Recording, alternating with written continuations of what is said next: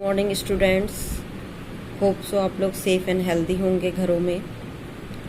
आपकी online classes के अंतर्गत मैंने आपको ग्रामर सेक्शन में मॉडल्स आपको पढ़ा दिए हैं।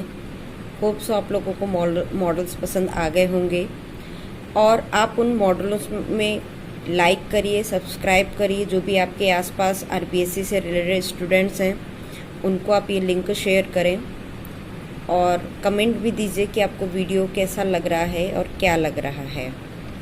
तो अब मैं अपना सेकंड टॉपिक, आपके जो बुक है गोल्डन रेज, उसमें जो आपकी फर्स्ट पोएम है रिस्क, मैं उसको पढ़ाऊंगी आज आप लोगों को। और मुझे सही लगता है कि जो आपका जो टाइम है, रिस्क फैक्टर वाला जो टाइम चल रहा है, वो रिस्क कहाँ लेना चाहिए और कहाँ लेने से हमको क्या बेनिफिट होता है, वो आपको इस पोएम की जो राइटर हैं, जो पोएट हैं, जो कंपोज्ड जिन्होंने किया है, वो हैं जेनेट रेन। तो मैं आपको बता दूं कि जेनेट रेन एक फीमेल है जो बॉर्न हुई थी सितंबर 6, 1923 को और डाइड टाइम है उनका 1987 इन अप्रैल। जब वो कितने साल की थी? 63 इयर्स की थी। और मैं आपको बताऊंगी कि ये बहुत ही इंस्पायरेशन वर्ड्स है उनका, बहुत ही ज़्यादा मोटिवेट करती है लोगों को रिस्क फैक्टर को बताते हुए। तो आप इस चीज़ को अच्छे से समझेंगे इस पोएम के थ्रू कि कहाँ रिस्क लेने से क्या आपको बेनिफिट मिलता है। पर मैं उसके पहले आपको थोड़ा मैं बताना चाहूँगी कि जो जेनेट रेन इस पोएम के बारे में क्या बताती हैं। एक तरीके से सेंट्रल आइडिया है इसका पूरी पोएम का, ताकि आपको पोएम एक्सप्लेन करने में, समझने में आपको आसानी रहे। तो सबसे पहले मैं अबाउट द पोएम के बारे में डिस्कस करेंगे कि risk is motivational poem. Janet rain ने लिखा है अपनी इस पोएम के बारे में कि जो रिस्क का एक मोटिवेशनल पोएम है। Every act to be done by human beings anticipated risk hope may result into despair and life into death. यानी every act to be done by human beings, यानी कोई भी कार्य ह्यूमन बीइंग के द्वारा act किया जाता है। एंटिसिपेटेड मतलब भाग लिया जाता है। वो कैसा भाग होता है? रिस्क के फैक्टर का भाग होता है। Hope may result into despair, और कई बार उन्होंने कहा वो आशा क्या है? निराशा में बदल जाती है। जीवन हमारा किस में हो जाता है? डेथ में चेंज हो जाता है। और उन्होंने एक बात ये भी बताया कि risk is an integral part of life. Risk क्या है? एक हमारा अभिन्न जीवन का एक भाग है। We can say that life is full of risk. हम कह सकते हैं जो हमारा पूरा जीवन है वो पूरा रिस्क फैक्टर से भरा हुआ है। And overcome fear and needs courage, जो हमारे डर को बढ़ाता है और हमको एक हिम्मत देने की आवश्यक कोशिश करता है कि तुम जो काम करोगे हिम्मत के साथ करोगे। Success is all about having the courage to take risk. यानी जो सफलता है वो किसमें निहित है? कब निहित है? जब हम कोई भी काम को करने का रिस्क लेंगे, साहस करेंगे, खतरा मोल लेंगे, तो आपके सक्सेस होने के चांसेस क्या होते हैं? बहुत ज़्यादा होते हैं। तो यही बात आपको इन लाइनों में उन्होंने बताने की कोशिश की है। अब मैं लाइन टू लाइन इसको मैं एक्सप्लेन करती हूँ। To laugh is to risk appearing the fool. To laugh मतलब हंसने में, इज टू रिस्क खतरा है। किस चीज़ का खतरा है? अपीयरिंग दिखाई देने का। कैसे दिखाई देने का? मूर्ख होने का खतरा दिखाई देता है।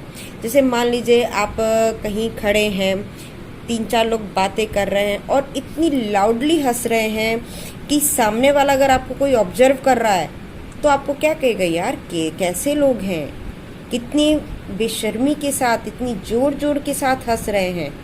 ऐसा लग रहा है जैसे ये लोग पागल हो गए हैं। कई बार बहुत लोग बहुत बुरी तरीके से हंसते हैं।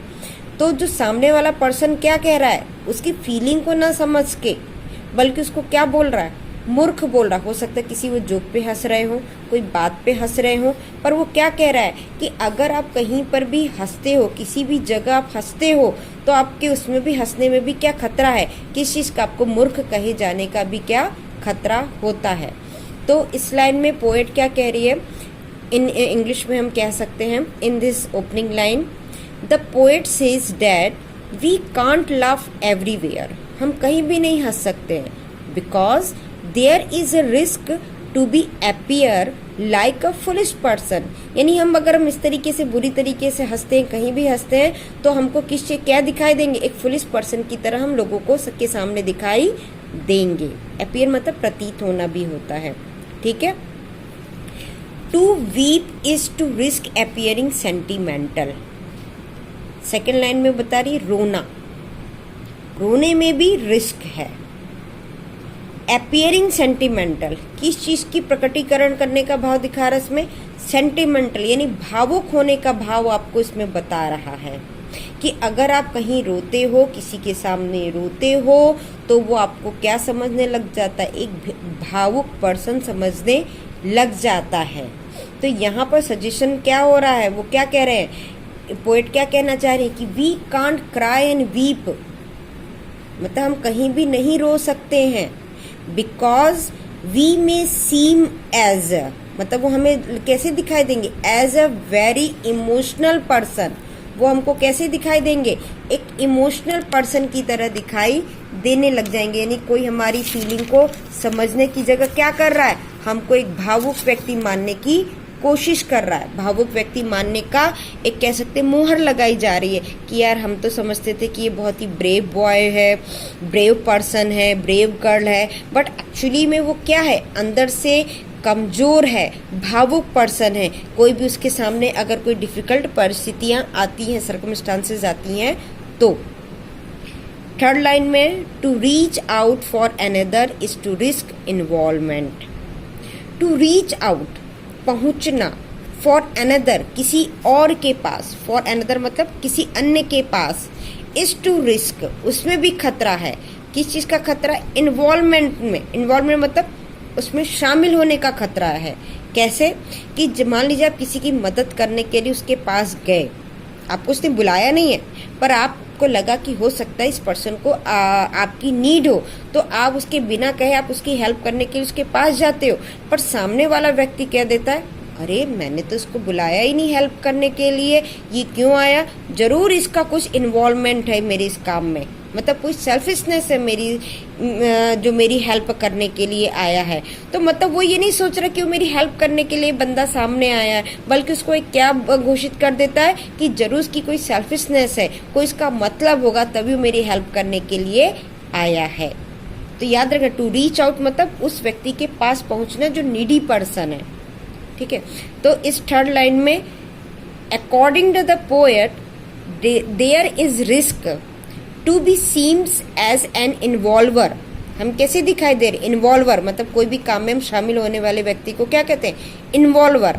If we show our interest, अगर हम अपना इंटरेस्ट दिखाते, अपनी रुचि दिखाते हैं, टू हेल्प अनदर पर्सन, दूसरे किसी अन्य व्यक्ति को, तो जरूर क्या कहा जाएगा, सेल्फिश कहा जाएगा या इन्वॉल्वर कहा जाएगा। To expose feeling to risk exposing your true self, ठीक है।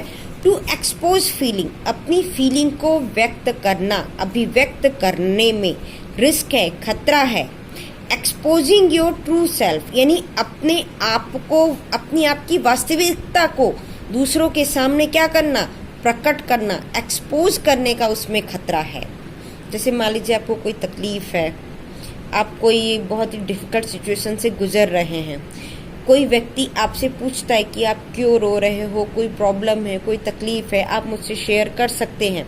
और उस शेयर करने के सेंस में आपने अपने अंदर की जो भी हिडन और इमोरल फीलिंग्स है उसके सामने एक्सप्रेस कर दी, एक्सपोज कर दी, तो वो कहेगा वाह यार ये बंदा तो अंदर से कितना टूटा हुआ है, हमें लगता था कि ये कितना स्ट्रॉन्ग पर्सन है, बट एक्चुअली वो क्या है, एक डरा हुआ, सहमा हुआ व्यक्ति, कमजोर व्यक्ति नजर आ रहा है।